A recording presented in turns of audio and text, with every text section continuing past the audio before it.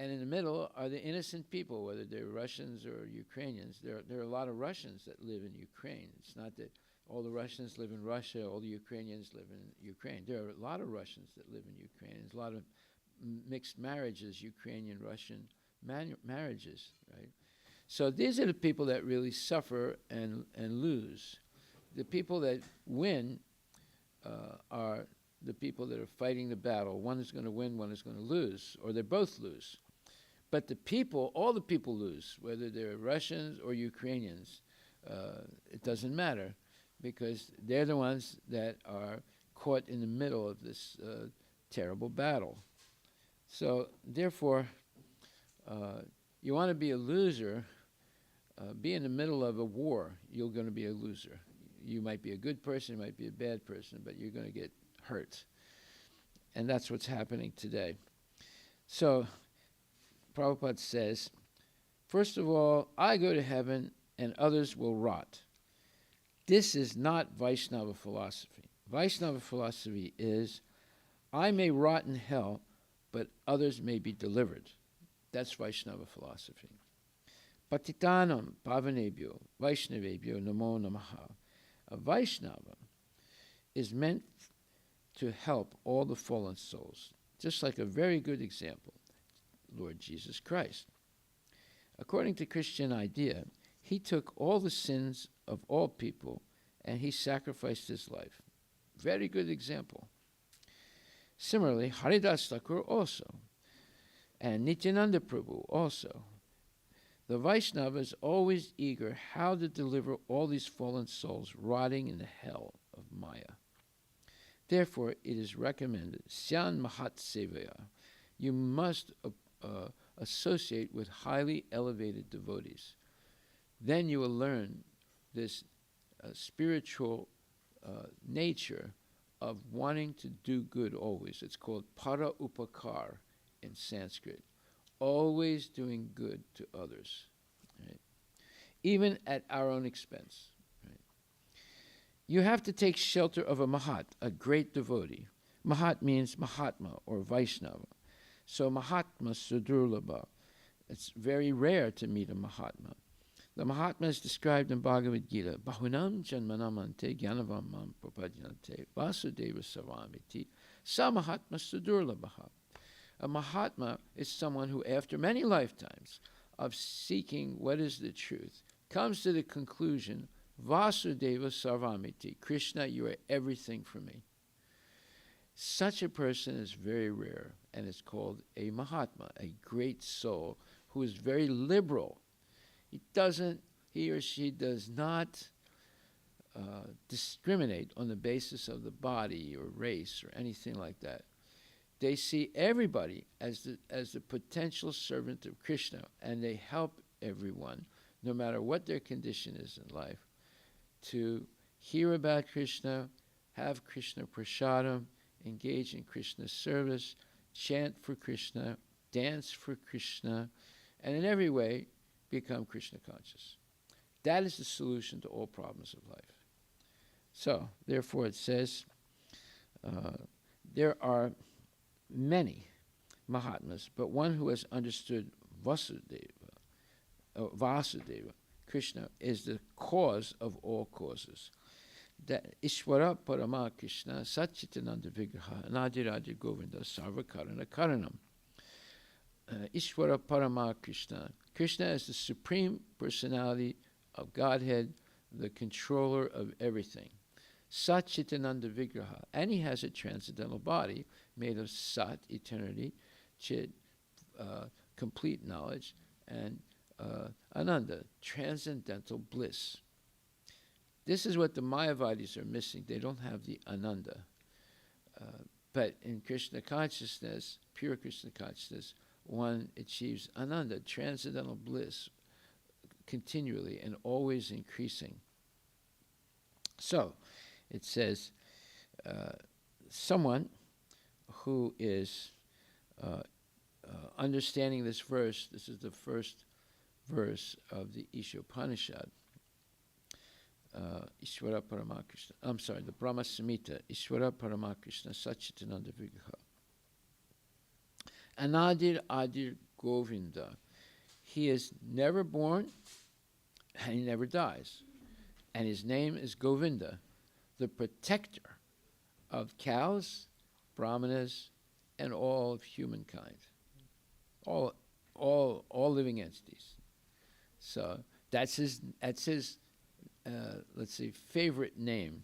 Just like one time I was in high school, and one day the teacher said, everybody has a name, but today I want to ask you, would you like to change your name? Write it down on a piece of paper. So everyone wrote something down on a piece of paper, and then he started reading off. Okay, Jeffrey Stein, you want to be, instead of be called Jeffrey, you want to be called the what? The brilliant kid? That's the name you want?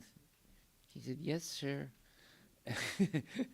So they came to me and said, Harry, what do you want to be called? I said, Mel. And everyone looked at me and said, Mel? You know. So, yeah, and in this way, there are different names. And so Prabhupada says here, the Mahatma, simply dressing with saffron cloth does not make someone a Mahatma. In other words, the clothes don't make the man. It's the way the person acts. And the Mahatma is described in Bhagavad Gita as follows, Bahanam Janmanamante. In other words, when he says, Vasudeva Sarvamiti, you are everything for me, Krishna. I have no other interest in life than serving you. That is a Mahatma. And he's willing to sacrifice. So Prabhupada says, one who knows Krishna, the Supreme Personality of Godhead, as the origin of everything, and therefore, Aham sarvasya prabhava, matak sarvam pavartate, iti matva bhajante mam, buddha bhava samanvitaha. Krishna says, I am the origin of everything material and spiritual. One who knows this engages in my devotional service and comes back to me. Very important verse, 10th chapter, 8th verse. And then Prabhupada says, Vasudeva, or Krishna, is the root of everything. Here also it is stated that Sususaho Sradadanasya Vasudeva Kataruchi. That to know, to become inquisitive about Krishna, to know about Krishna, this is required. This is Krishna consciousness. In the Chaitanya Charitamrita, it is said, Siddhanta Baliya Chitte Na Kara Allah Saiha Ha Ite Krishne Lage Surida Manasa Siddhanta. To become a pure devotee, a staunch devotee of Krishna, one has to learn about Krishna. Krishna is therefore coming personally to teach us who he is. Yeah, he came 5,000 years ago, spoke to Arjuna, the Bhagavad Gita, and explained to him who he is. This is required. Vasudeva Kataruchi, we have to hear regularly about who Krishna is and what his pastimes are, what food he likes, and how he dresses, and how he relates to his devotees, and how the devotees relate to him, etc. Our life is meant for becoming Krishna conscious. Ruchi. Ruchi means you develop a taste for Krishna consciousness, for hearing about Krishna, for engaging in Krishna service, for chanting wonderful hymns and mantras glorifying Krishna and so forth. That's why we chant every day. Brahma Samhita, which is glorification of the Lord, and we chant the Guru Vastika prayers, glorifying bona fide spiritual master like Srila Prabhupada. These are the things that should be on our lips and in our mind all the time. So this is ruchi. This is a very important thing. Ruchi means it's just like we like to eat some delicious food. That is called ruchi. You develop a taste for good food, or a taste for sweets, or a taste for milkshakes, or whatever. It tastes good. It's pleasing. A taste for pizza. You know, every Sunday night we have pizza, and people are waiting in long line to get that pizza, right? because they have a taste. This is called ruchi. This ruchi is a very important thing. Ruchi means just like we like to eat some some nice food, that is called ruchi. Somebody's interested in eating some salty food. Somebody's interested in some sweet food or some spicy food. Just like we have got a taste for different types of food. Similarly, when we shall increase our taste or our propensity for hearing about Krishna, that is the beginning of our perfection. That puts us on the progressive path of self-realization and self-perfection. Before that, we are in the material consciousness. When we increase the taste for Krishna, for understanding Krishna, this ruchi, this taste, comes when one is actually liberated. Liberated from what? The influence of the three modes of material nature, just like these three panels. It's trying to teach people that we should come to the mode of goodness, but that is still earthly goodness or mundane goodness. And then from the mode of goodness, we can begin to understand Krishna. In the mode of passion and ignorance, you can not understand anything. But in the mode of goodness, we begin to understand about Krishna, and by practicing regularly and in the association of a mahant or a mahatma, we can progress to transcendental goodness, where we're no longer influenced by satya, rajas, and tamas, or the three modes of nature: goodness, passion, and ignorance, meaning mundane goodness, passion, and ignorance. And then we become free also at the same time from the modes of material nature, and also from the three types of misery in material nature: miseries of this body, miseries caused by other bodies, miseries caused by natural cataclysmic events. And we become free of attraction to Maya. We are all born with the attraction to Maya.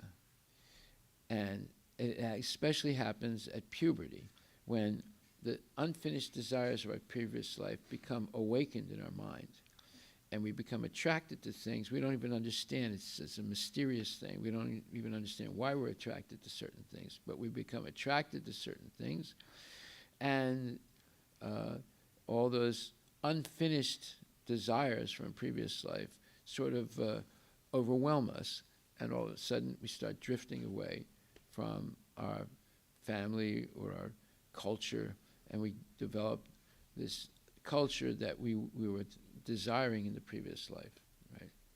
So, therefore, the most important years in the life of a child is like 15 to 20. That's when this awakening happens of the previous karma, and they start to, not just be in the house and with the family, but seeing the bigger world. And oftentimes, if they waste their time in those 5 years, between 15 and 20, they will be a failure the rest of their life. Now, there's two ways of wasting time. The worst way is only being educated in mundane knowledge during that time. That means one will be a mundane person the rest of life. It will be very hard to become Krishna conscious. So between 15 and 20 are the most formative years, when a person wakes up and starts becoming inquisitive about the world, about who they are, what they like, and how they want to pursue the rest of their life. If those 5 years are wasted in smoking drugs or taking drugs, or if it's wasted just learning mundane knowledge, both ways, one will ruin the rest of their life. So we have to be very careful about those crucial years, 15 to 20. Okay, and it says here, Krishna says in the 7th chapter, 7th verse, there's no one greater than me. There's no more superior authority than me. Mat paratanam nanyat kinchit asti dhananjaya mai sarvamidam sutre gani mana iva. There's no greater authority than me. So that is the realization of the Mahatma, 7th chapter, 7th verse. He realizes Vasudeva Sarvamiti. Krishna, you're everything for me, and there's no greater authority than Krishna.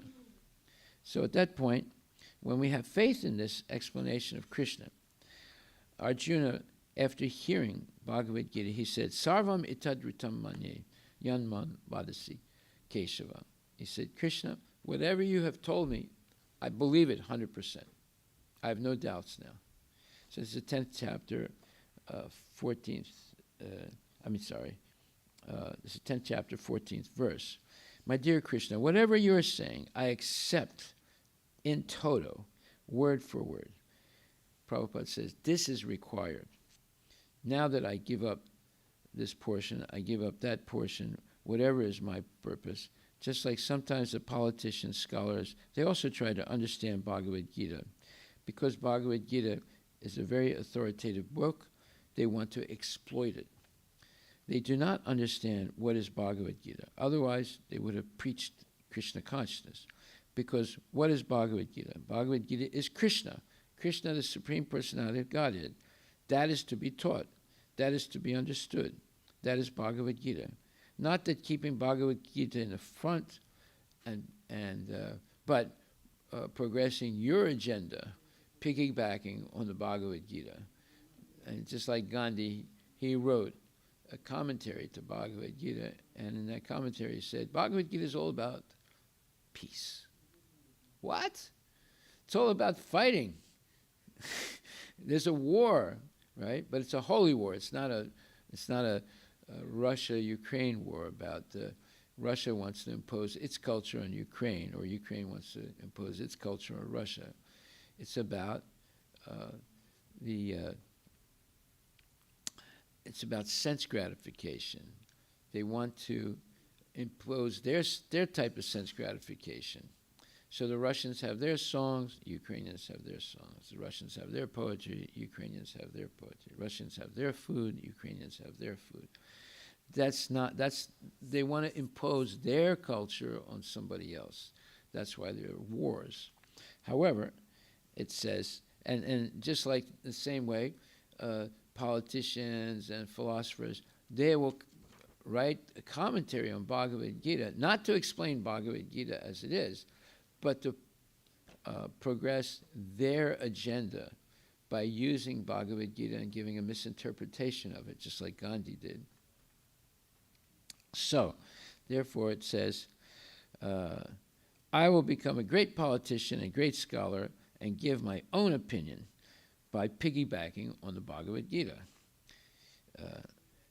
And then they just speculate, and they give their speculation as if it's the truth. Just like there was this one guru, he taught Bhagavad Gita 99% correctly. He only made one little mistake when it says, Sarvadharman Purityaja, one of the last verses, Mom, he comes to the number cha. It says, give up all your fabricated dharmas and just surrender unto me, and me means me. That was the only thing that was different, right? But that's enough to ruin the whole Bhagavad Gita, you see. Very clever people. And I gave you the example of Adida. That's exactly what he did too. He's a modern nonsense who says, Sarvadharman Purityaja, you should give up all your dharmas, surrender unto me, and voila, that's me. You see? So he only changed one thing, but that's enough to ruin the whole thing. And most of the nonsense people, like Asat Guru, he rejects the whole Bhagavad Gita. So Adidai only rejected one verse of the Bhagavad Gita. He rejects the whole Bhagavad Gita. He said, why you want to read an old book like that when I'm here? Right? So that's even more clever, right? He doesn't even deal with Bhagavad Gita. He says he just rejects it, right? But that's actually a little bit more honest than the person who piggybacks on the Bhagavad Gita. So and then it says,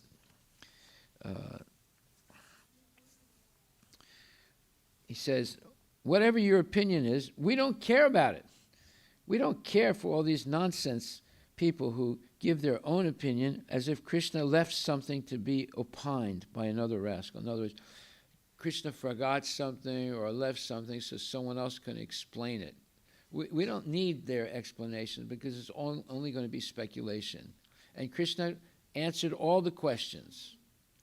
If you read Bhagavad Gita and you look at it carefully, you'll see he answered every essential question to take away any doubt about surrendering to him. Right? So this is their business. They become greater than Krishna to interpret Krishna's words. Yes, if you interpret Krishna's words, that means you know more than Krishna. This is rascaldom. We don't accept. We accept Yad Vadasi Keshava, what Arjuna says in the 10th chapter, 14th verse. Whatever you said, whatever you told me, Krishna, I accept it completely. I have no doubts about it. So, my dear Krishna, whatever you say, I accept as it is. Then others may say, well, Arjuna was Krishna's friend, so just to flatter him, in other words, for Arjuna to flatter Krishna, he might have said like that, oh, whatever you say, Krishna, I accept it. Prabhupada says, no, Arjuna gave immediate evidences. Not only I accept you, Krishna, but great personalities like Vyasadeva, Narada, Devala, Asita, and many others have accepted you. These are all great Sanskrit and philosophical authorities. So that's a good case, he says. Just like in a court, if a lawyer gives examples of previous law cases that support his premise, that means he's got a solid case, right? In the same way, Arjuna immediately said, it's the 10th chapter, let's take a look at that, 12th verse. Yeah, so he says, I'm sorry, 10th chapter.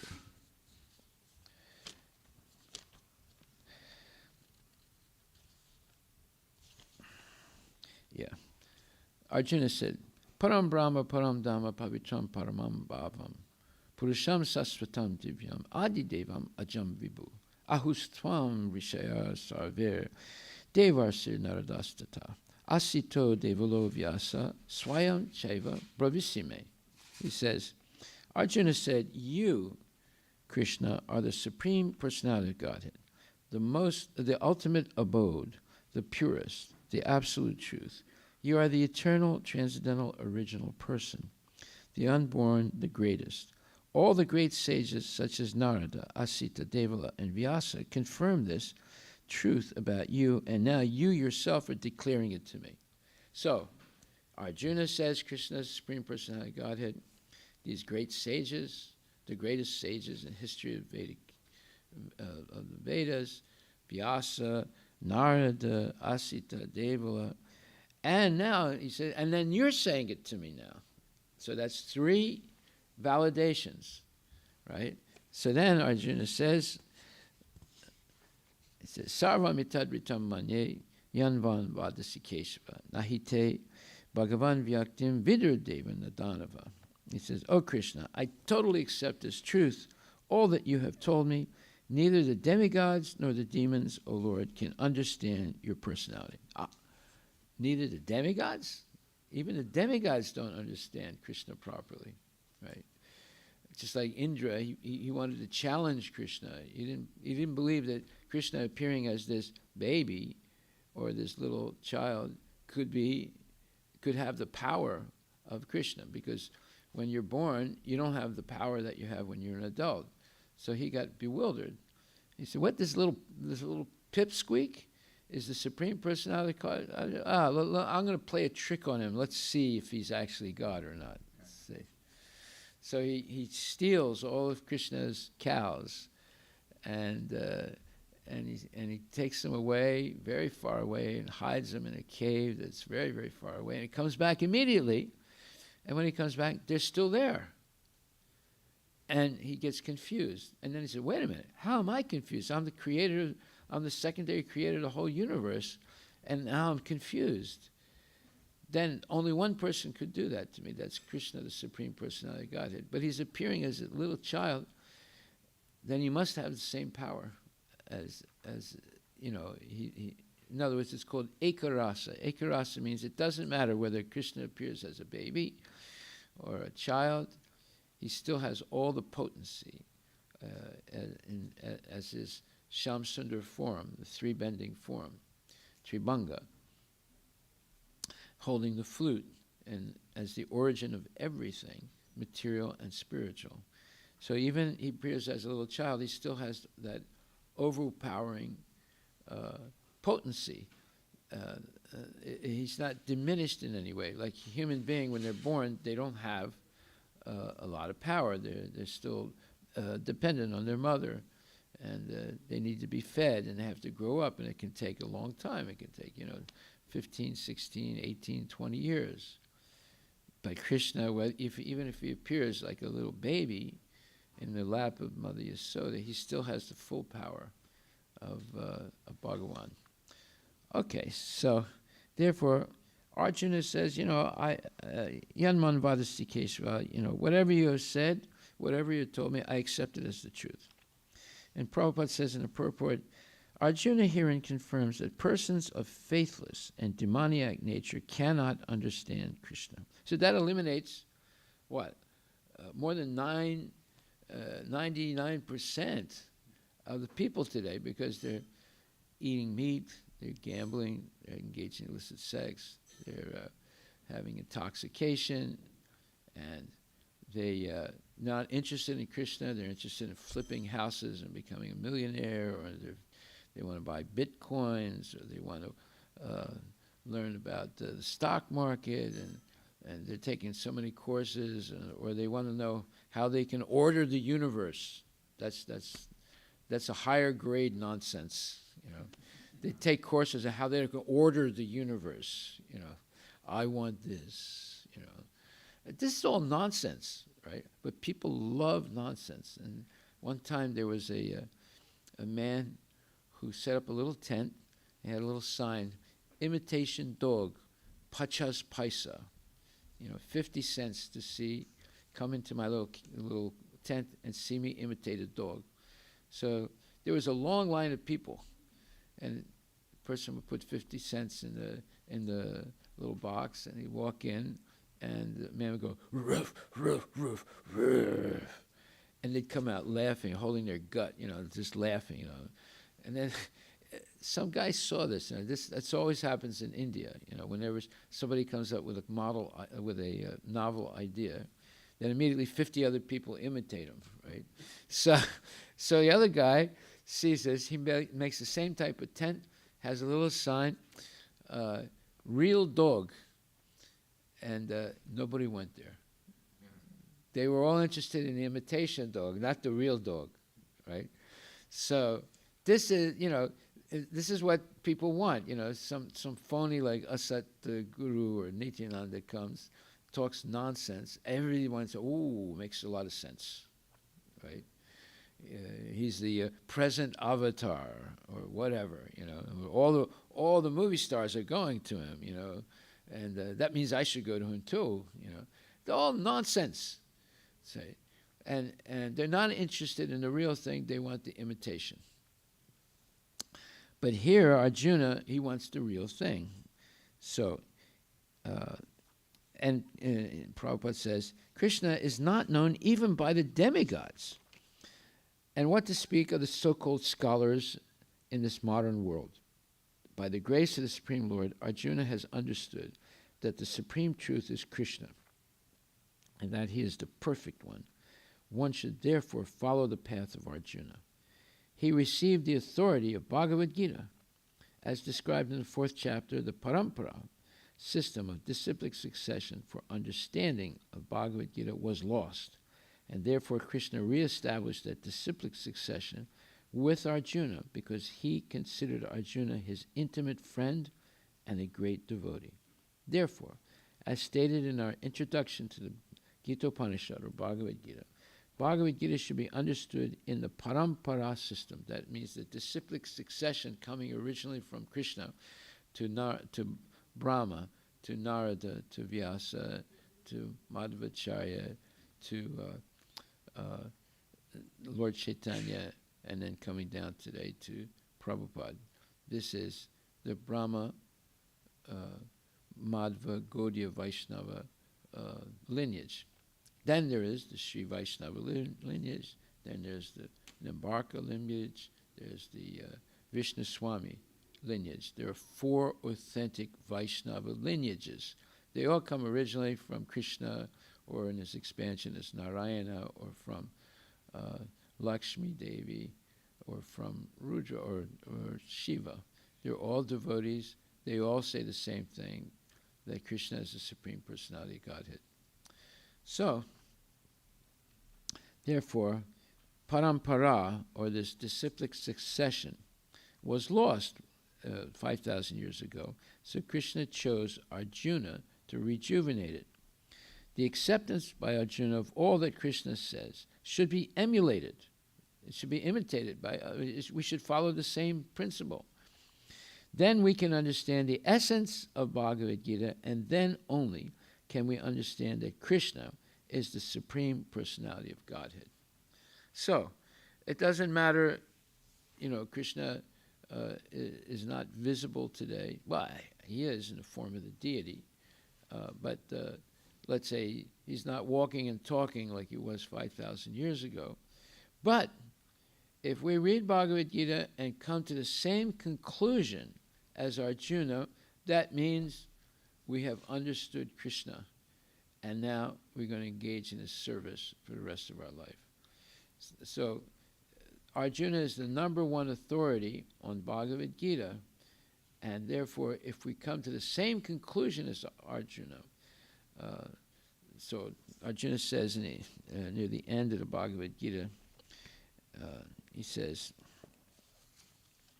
that his illusion now is over. Nasti buddhir ayuktasya nacha yuktasya bhavana nacha bhavana taksantir santasya kutasukam. Actually, no, he says, Nasti moha smitir ladva tat prasadat mayuchyata stitosmi gatasandeya karishe vachanam tava. Arjuna said in the 18th chapter, 73rd verse, "My dear Krishna, O infallible one, my illusion is now gone. I have regained my memory. By your mercy, I am now firm and free from doubt, and am prepared to act according to your instruction." This is Arjuna's mature understanding, whether it's the 10th chapter, verses 12 and 13, or it's the 18th chapter, verse 73. Arjuna comes to his epiphany, his awakening, by asking questions to Krishna and listening very seriously to the answers.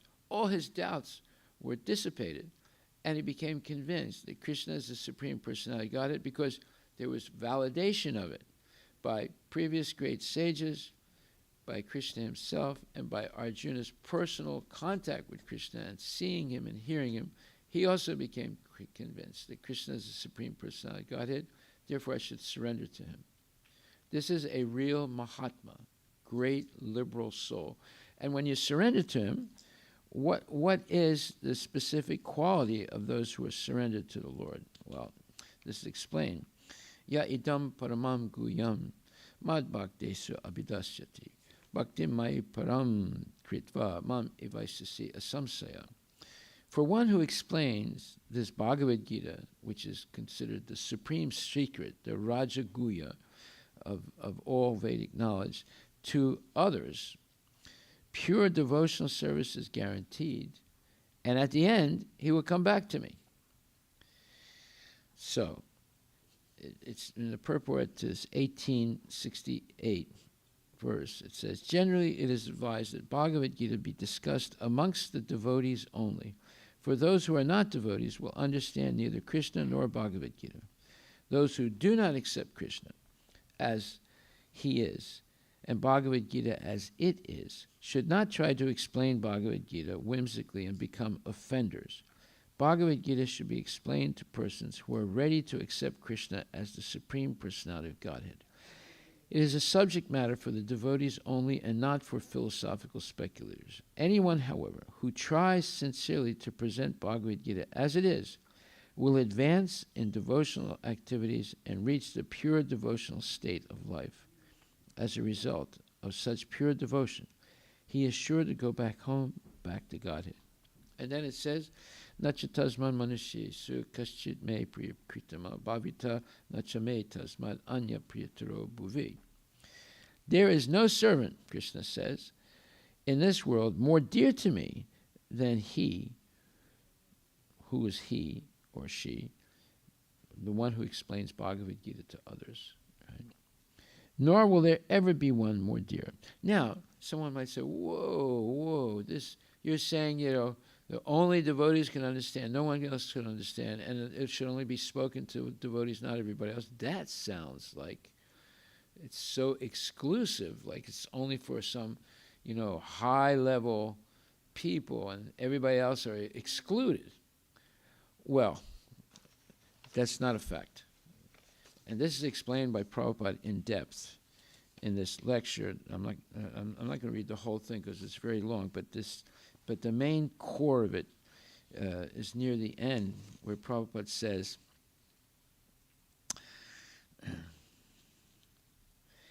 he says, there is another nature, an eternal nature, that is called Vaikuntha Loka, besides the material world, right? Material world is not does not have eternal nature. The energy of matter is eternal, but the manifestation of matter is not eternal. It'll disappear and then come back again. So it's illusory. And this is called Vaikuntha. Yad gatva na vartante tad dhamma paramam mama. Bhagavad Gita 15th chapter, 6th verse. Once you go back to Godhead, after you've fallen down, we're all fallen right now, but if you go back to Godhead, you'll never fall again. Why? Because you're, after being millions of births and deaths in the material world, in all the different 8,400,000 species, if you're fortunate enough to meet a pure devotee like Srila Prabhupada and get instructed in Krishna consciousness, and eventually go back to Godhead, you'll never make that mistake again of walking away from Krishna. Never. But it is possible to fall down one time. Yeah. But once you go back to Godhead, and you can be fallen for millions of births and deaths, but once you go back to Godhead, you will never fall down again. Why? Because just like if someone calls you up and said, oh, you just want a free ticket to Mazatlan. How do you want to receive the ticket? You want to get it snail mail or email?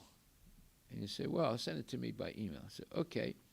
And just for your information, on the 12th of November 2022, you will be leaving on flight XYZ and American Airlines directly from Seattle to Mazatlan. So, oh, great, And does this cost anything? No, it doesn't cost a thing. But we need to get your Social Security number and your bank account number. It's just so we can send you the ticket. Oh, really? Oh, yeah. Okay, sure. Yeah, here it is. Right. So the day comes, you didn't get any communication. Oh, and they said, look, you want it snail mail, you want to email, or you want to pick it up at the airport. So you said, I'll pick it up at the airport. Okay. So you just come to the American Airlines counter and you'll have your ticket. So he goes there, got all his luggage and everything, can't wait to get to Mazatlan, Mexico. And he checks in, and the lady says, what's your name, sir? So-and-so. You have your ticket? No, I'm supposed to pick it up, madam. Oh, okay. I'll look you up on our list here. So she says, oh, I'm really sorry. I don't see your name on the list. Says, what? What do you mean my name's not on the list? I won this ticket. She said, okay, but your name's not on the list. No, there must be some mistake here. No, sir, there's no mistake. I don't see it. You want to see it? Here, look, it's not there. I said, what do you mean it's not there? It has to be there. I've been waiting for this for 2 months. He said, I'm sorry, sir, but I got to get on that plane. No, you can't get on the plane. Sir, if you keep raising your voice, I'm going to have to call the security guys. What do you mean the security guy? I need this ticket. He said, sir, please don't shout like that. So anyway, then he gets, this cold sweat, and he tries to get on the phone, but he realizes he doesn't know who to call, right? He was just so sure of the whole thing, and then he starts to think, well, maybe I was cheated, right? And then he looks on his bank account, and it sees that $25,000 was taken out of his account. Well, because he gave his Social Security number and his bank account number, right? Because he got so bewildered that he voluntarily gave it right away. This happens more than you can imagine. This type of cheating. So, first of all, nothing is free in this world. Secondly, when you get something free, that means that you're going to have to pay for it somewhere along the line. So it's better not to take anything for free because there's some hitch to it. Just like we have free food truck. What's the first question people ask us when they come? Is there some hitch to this? What's the gimmick? What are you guys going to do? You're going to sell me something, or are you going to, put some marijuana in the food? I mean, what are you doing here? Nobody gives things away for free, right? So they're always suspicious because, they've been cheated already so many times. Just like you get a free cell phone, and then you vote in a certain way because the person who gave you the cell phone, he said, well, remember me at the time you walk into that voting machine, So there's cheating all over the place. But however, Prabhupada says, these are stated in Bhagavad Gita. Apariyam itastvanyam pakriti vidime param jiva bhutam mahabaho yayadam dayate jagat. Besides this material world, there is a spiritual world that is eternal. And whoever goes there never comes back again. There's another prakriti, there's another nature. There's Vaikuntha, not one, two, but millions, unlimited planets in Vaikuntha.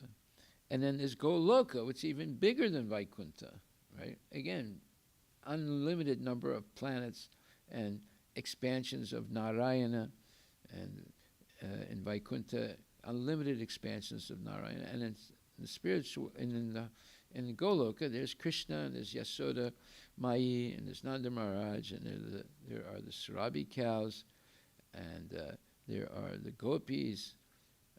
So, is this something real, or is it just fantasy? Well, it says here, and the topmost planet is called Goloka Vrindavan. That is Mad Dhamma. Krishna says Tad Dhamma. So all these informations are there. Simply we have to know. Unfortunately, because we are too much materially absorbed, we cannot understand. We cannot understand. Neither we are very much interested to know. So Vasudeva Kataruchi, that means taking a serious interest and taste for Krishna's pastimes and activities. There is no ruchi. People don't have this taste. They have taste for beer or for drugs or for meat, but this special taste, this ruchi for Krishna, is a very special thing. Because they are conditioned by material nature, by the three modes of material nature, sattva, rajas, and tamas. Tamas is the lowest, rajaguna is the vaya media, the middle, and sattva means that one can understand, begin to understand, in the mode of mundane goodness. Therefore, the whole Vedic civilization is meant for making people brahmanas, not to keep them in ignorance, not to keep them in the position of a Sudra. The whole Vedic scheme is that from the lowest grade of life or existence, one can be elevated to the highest grade. Sudhayanti, purification. That is purification. In ordinary life also, there are purificatory methods. Dasa vida samskara. That purificatory method begins from the birth, which is called garbhodana samskara. Not that a man, a high caste brahmana or kshatriya or even a vaishya, especially brahmanas and kshatriyas, especially brahmanas, he's not meant for giving birth to a child like cats and dogs. He has to observe the garbhodana samskara. So garbhodana samskara is the purification rites that one goes through before trying to conceive a child. And in Krishna consciousness is basically chanting at least 64 rounds and following all the rules and regulations of Krishna consciousness for many years, and then before wanting to conceive a child, husband and wife together chant 64 rounds, which could take at least 6 to 8 hours, maybe 10 hours to chant so many rounds, and then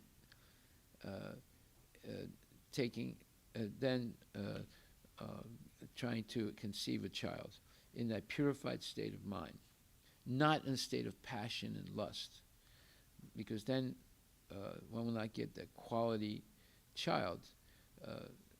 Therefore, the child is put in the womb according to the consciousness at the time of conception of the mother and father. If that consciousness is one of purity and love for Krishna, then you get a pure devotee that's born as a child. And if it's based on lust and let's say, obsession for sense gratification, then you get a child in the mode of rajas. Or if it's based on ignorance, you're smoking marijuana, you're engaging in the copulation, you get someone like a demon born in your family. So there's a science. The science of procreation is called Garbhodana Samskara. It's before birth of the child, before conception of the child, purification of the husband and wife, so that at the moment of conception, they're both in an elevated state of Krishna consciousness. But in this age, it hardly ever happens. So therefore, almost everybody is born a Sudra, low class, because of not having the Garbhodana Samskara performed. Okay, so in the Shastras it is said, in a Brahmana family, if the Garbhodana Samskara is not observed, the child immediately falls down to the Sudra class. Kalo Sudra Sambhava, because this Garbhodana Samskara is not observed. Therefore, it has to be taken, accepted. Everyone is Sudra, but the Krishna consciousness movement is to again elevate the Sudra to the standard of Brahmana. This is the Krishna consciousness movement. In other words, we do not reject anyone. That one can be the lowest person in the world if they're willing to just hear regularly and chant and follow the simple rules and regulations, chanting, dancing, feasting, going out on Sankirtan, preaching, distributing books, organizing festivals, all fun things. If a person acclimates himself to this type of culture of Krishna consciousness, they can become completely purified, even if they're born in the lowest family, even if they're born in a family of demons. They can become purified and come up to the highest level of devotee.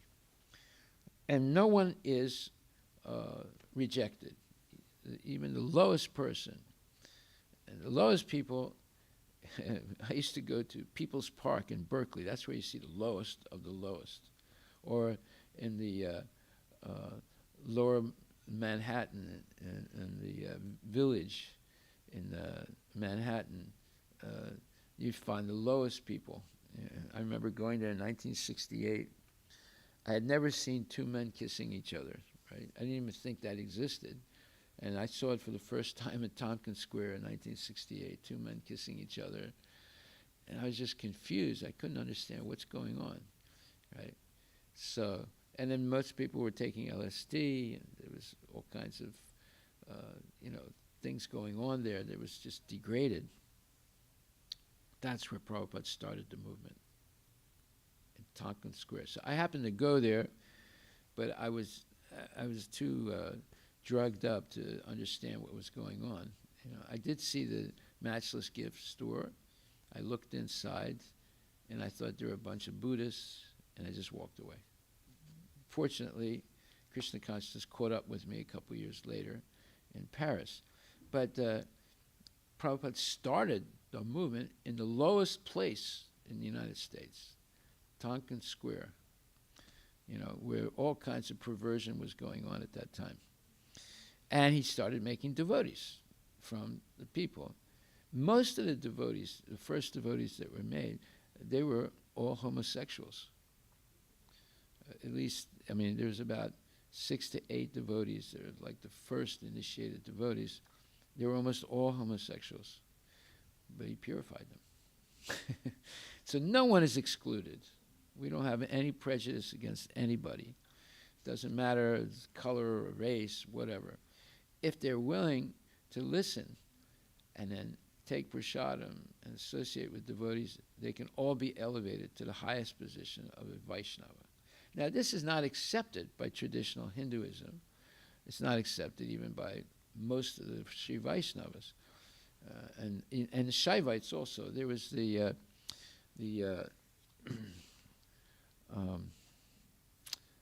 what's the name of that? In South India, there was a Shiva Mahant. He was in one of the 4 holy places of Shaivitism. And he was, and some people came to him and said that there was this whole village that was converting to Islam, and they wanted him to come to this village and preach to the people and stop them from converting or reconvert them back to Shaivism, which is a type of Hinduism. And so he went and talked to them. And after hearing him, the leader of the city, town, they have this panchayat, this group of 5 men, and who managed the village.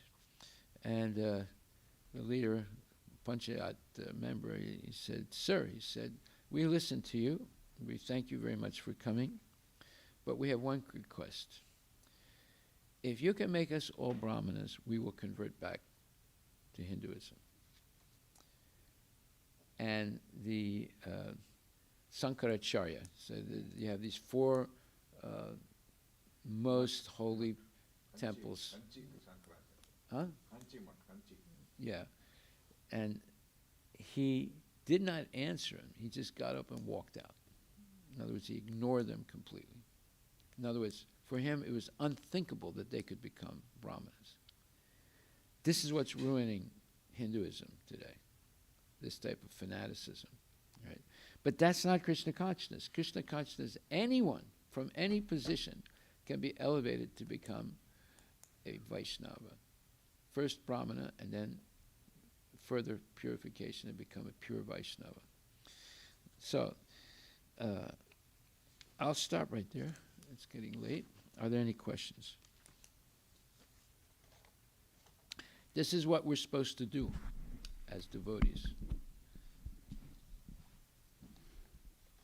Hare Krishna Maharaj. I think you mentioned that in Bhagavatam, as Brahmaji himself was in illusion, that how can Krishna be the supreme personality of Godhead? So I think right there, I mean, many people who read, a friend of mine was saying, like, oh, Krishna, till 16 years he was something, and then after 16 years he is mature. So I think right there is the example of how even the secondary creator, Brahmaji himself was in illusion. So and there how is no about Indra? Indra also was in. Yeah. He tested Krishna. He got angry because Krishna stopped Indra Puja, and he wanted to kill everybody in Vrindavana, including Krishna. And then Krishna overwhelmed him, although he was still a little boy, only 7 years old, by living Govardhan Hill. So many, even, that's why it says even the demigods don't understand Krishna fully. How about ordinary people? But if we're willing to listen and associate with devotees and follow Lord Chaitanya's very easy system, chant, dance, take prasadam, listen to Bhagavad Gita and Srimad Bhagavatam spoken by genuine devotees, go on Sankirtan, organize festivals, and so forth, then anyone can be elevated to the highest position. It's not that you have to meditate 60,000 years like Vishwamrita Muni, or perform these very expensive big yagyas, or engage in very, very strict and very, very elaborate deity worship that hardly anybody can do. right? No, just chant, dance, take prasadam, and hear, go on Sankirtan, organize festivals, and associate with good devotees. Anyone can be elevated. What can be better than that? And it doesn't cost anything. It's not that, well, you have to go to school and you have to pay this tuition, you have to do this, you have to pass this test, that test, blah, blah, blah, blah, blah. No. You might even be ignorant. You might not even know how to read and write, but simply chant, dance, take Mahaprasadam, associate with devotees, go on Sankirtan, organize nice festivals, preach. It'll happen naturally.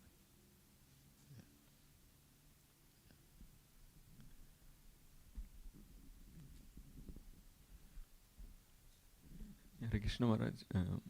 I was one of the believer in the same Maharaj that people are Brahman by the birth, and by hearing the lectures, it's getting rectified and cleared that anyone can become Brahmana and the real Brahmana. Yeah, it's not based on birth. It's based on guna and karma, not janma and karma.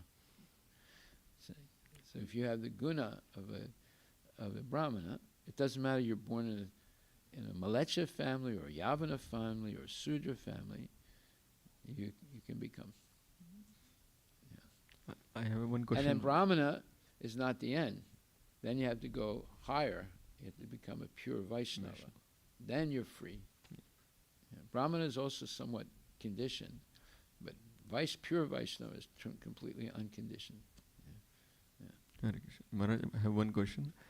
As you have mentioned about ordering the universe, so one time in Sankirtan, the conversation was about man proposes, God disposes, and immediately the other person talked about ordering the universe. And so how to explain such people, like they have. Well, you have to ask them, what do they understand ordering the universe is? So you have to hear what their conception is. Usually they say, well, I took this course, and I paid, $300, and I learned how to order the universe. In other words, get whatever I want by ordering the universe. So you can look it up on the internet.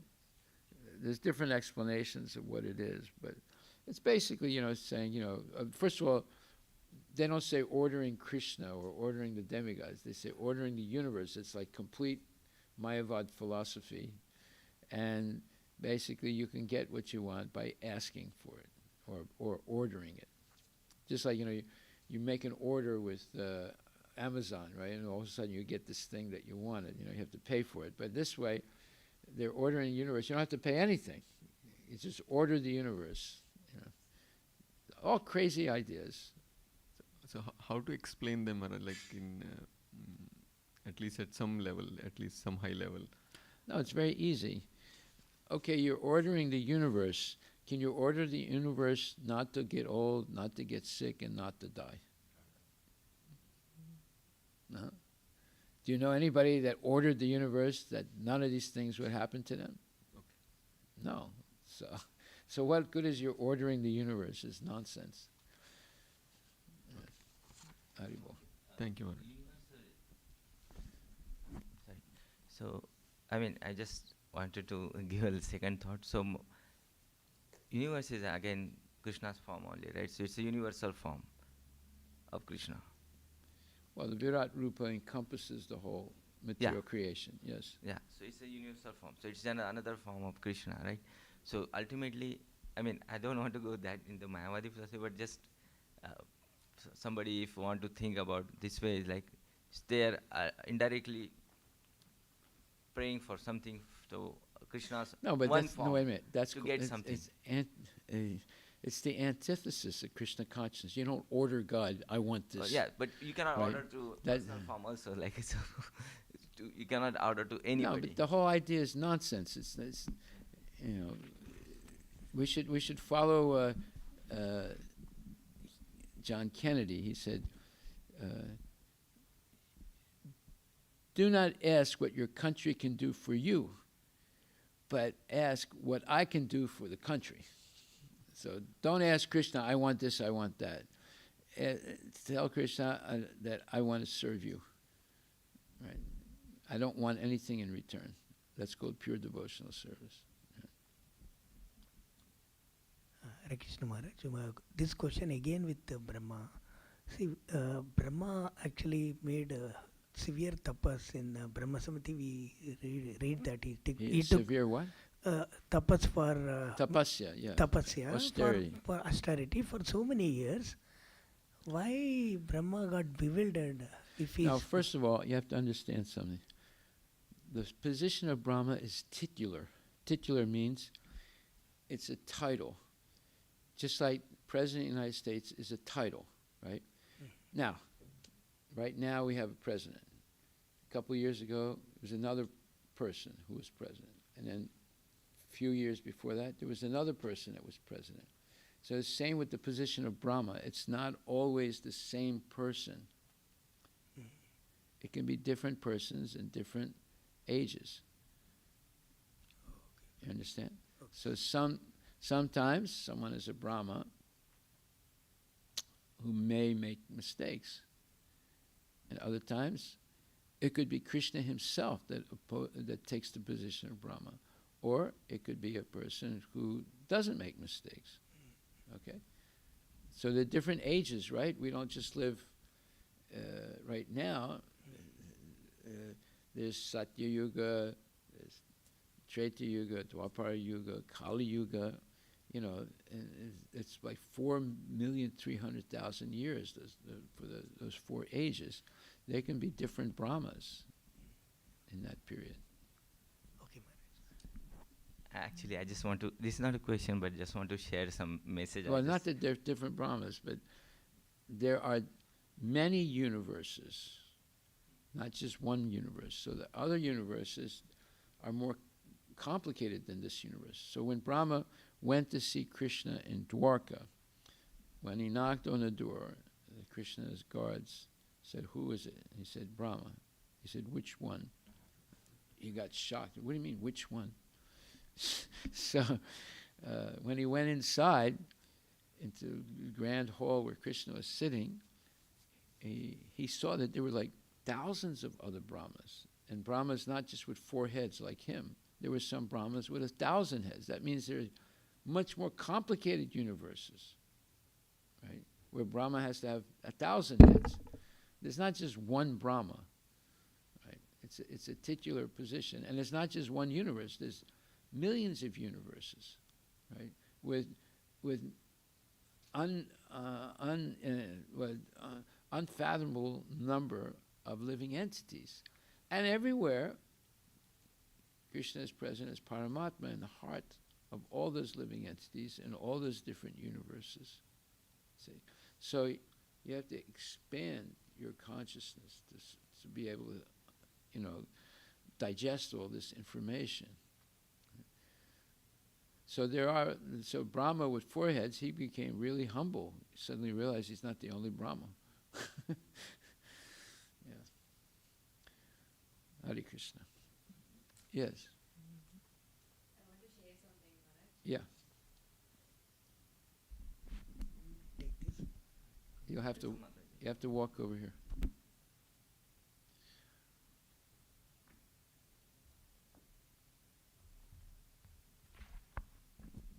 Hare Krishna Maharaj.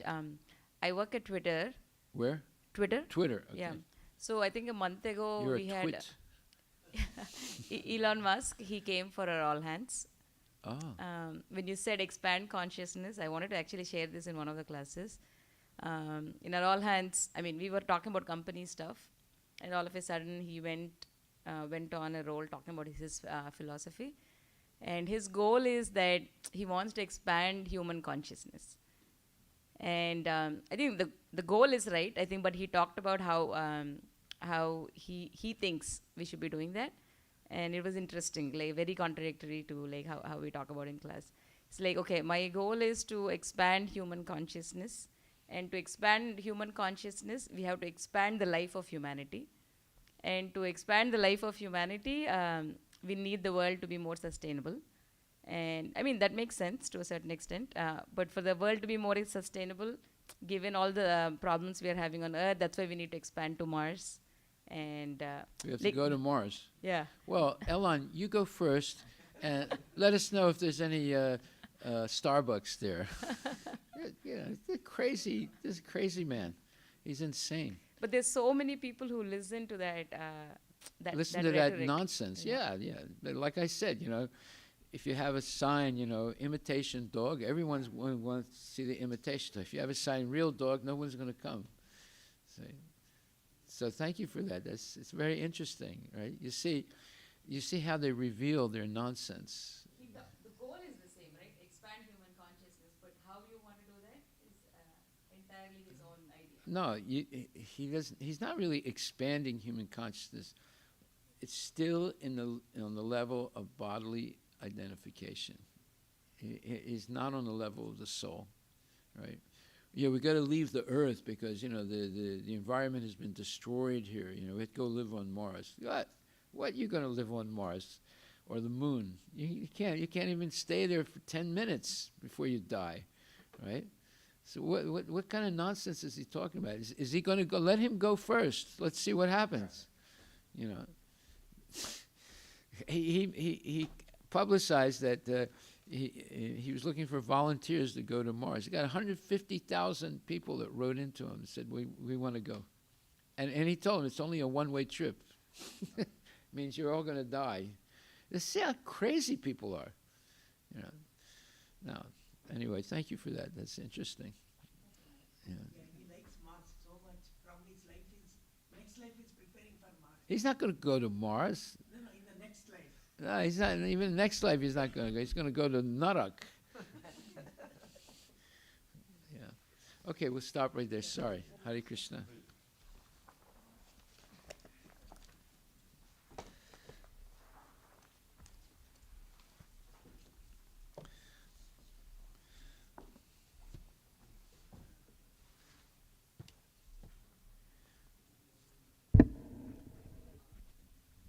Going to Mars.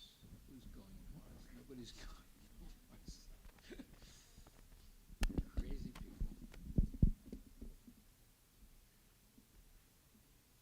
So, who you want us to chat? Yeah, we have it. What do you have? You have it?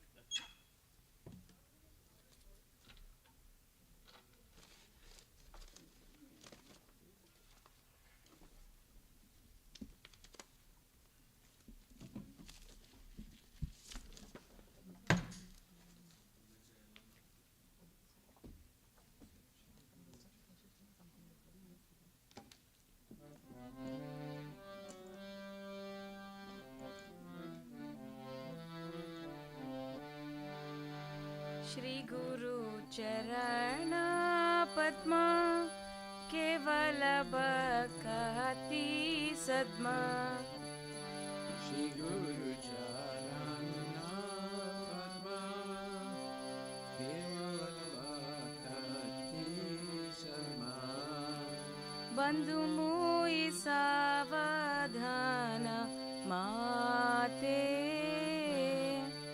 Bandhu Muni Savadana Mate Jahara Prasadhe Bhai E Bhavatoriya Jaye Janara Prasade Jivavatoriya Jaya Krishna Prapti Hoy Jaha Hoy Te Krishna Bhakti Hoya Hoyte Guru Mukha Padma Vakya Chitte Te Koriya Aikya Guru Mukha Padma Vakya Chitte Goriya Vakya Arana Koriya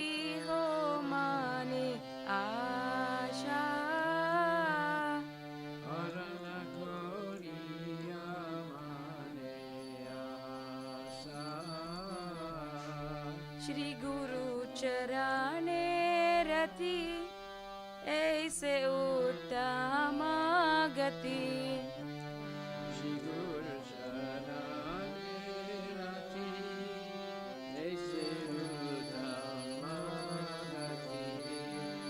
जय प्रसाद पूरे सर्व आशा Ye prasade pure sarvasa. चक्षुजान दिलो जे जन्मे जन्मे प्रभु से Jnana dilaje janme janme prabhu se. Divya ज्ञान हृदय प्रकाशितो Divya gyan prakasito. प्रेम भक्ति जह होते अविद्या विनाश जाते Bhakti jaha hote avidya vinasa jate. वेदे गाय जहर चरितो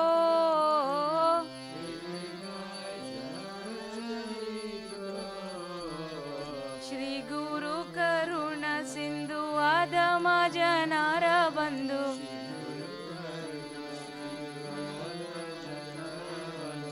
लोकेनाथ लोकेरा जीवाना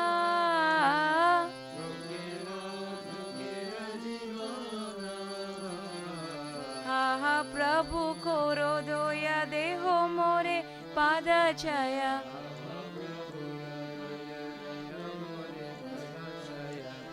एबे जस गुसुक त्रिभुवाना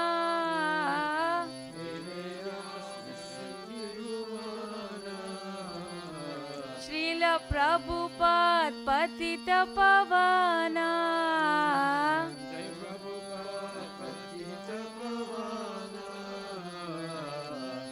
जय प्रभुपद जय प्रभुपद जय प्रभुपद जय प्रभुपद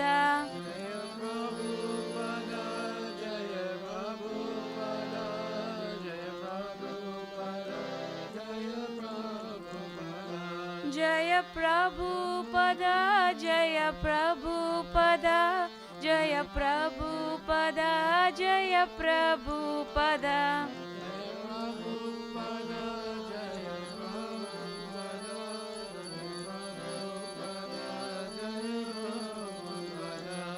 हरे Krishna Krishna Krishna Hare Hare Hare Ram Ram Ram Hare Hare Hare Krishna, Hare Krishna, Krishna Krishna, Hare Hare, Hare Rama, Hare Rama, Rama Rama, Hare Hare. हरे Krishna Krishna Krishna Hare Hare Hare Ram Ram Ram Hare Hare Hare Krishna, Hare Krishna, Krishna Krishna, Hare Hare, Hare Rama, Hare Rama, Rama Rama, Hare Hare. हरे कृष्णा कृष्णा कृष्णा हरे हरे हरे राम राम राम हरे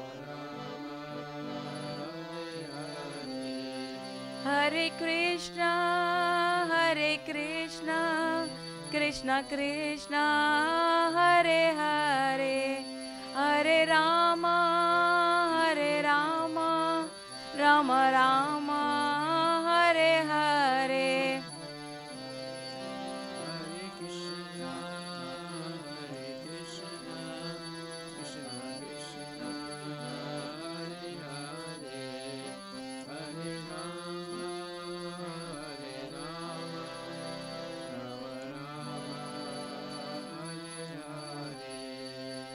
नमः ॐ विष्णुपदाय कृष्णप्रस्थाय भूतले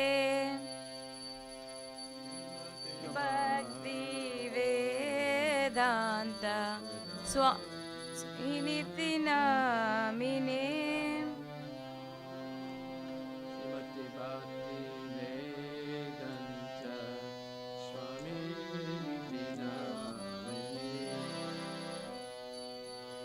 Namaste Saraswati Deve Gauravani Pracharine Nirvisesha Sunyavadi Paschatya Deshatarine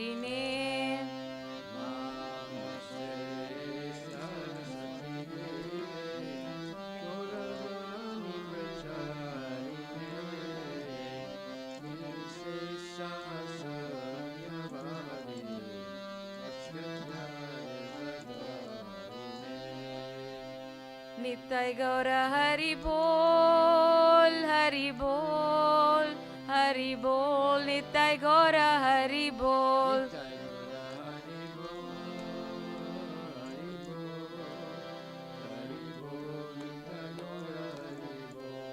Nitai Gaura Hari Bol, Hari Bol, Hari Bol, Nitai Gaura Hari Bol.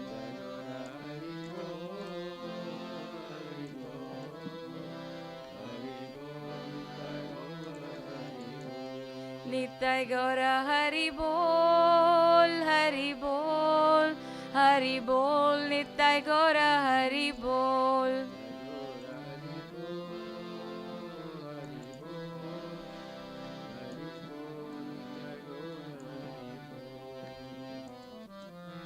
Gaur Premanande Hari Bol. Hari Bol, Hari Bol. Jai Om Vishnupad, Paramhansa Pararajagacharya, Statara Satarishi, Mahad, His Divine Grace. A.C. Bhaktivedanta Goswami Maharaj, Srila Prabhupada ki jai. Anant Koti Vaishnava Vrinda ki jai. Namacharya Srila Haridas Thakur ki jai. Prem Sikahosi Krishna Chaitanya Prabhu Nityananda Sri Advaita Gadadhar Sri Vasudi Gaura Bhaktivedanta ki jai. Shri Radha Krishna Gopinath Sanukunda Radha Kunda Kiri Govardhan ki jai. Shri Vrindavan Dan ki jai. Shri Mayapura Dan ki jai. Jagannath Puri Dan ki jai. Tulasi Devi ki jai, Bhakti Devi ki jai, Ganga Maya ki jai, Jamuna Maya ki jai, Samaveda Bhakti Vrinda ki jai, Nitai Gaur Prema. All glories to the Samma, all glories to the Samma, all glories to the Samma, all glories to Shri Guru and Shri Guranga, all glories to Srila Prabhupada, Patita Pavani ki jai. Nama Om Vishnu Padaya. Sesa Sunyavadi Paskati.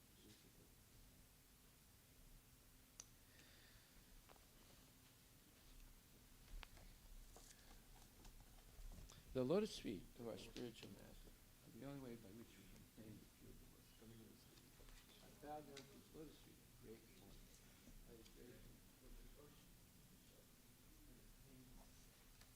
I only wish that my conscience could disseminate passion to devotion in family.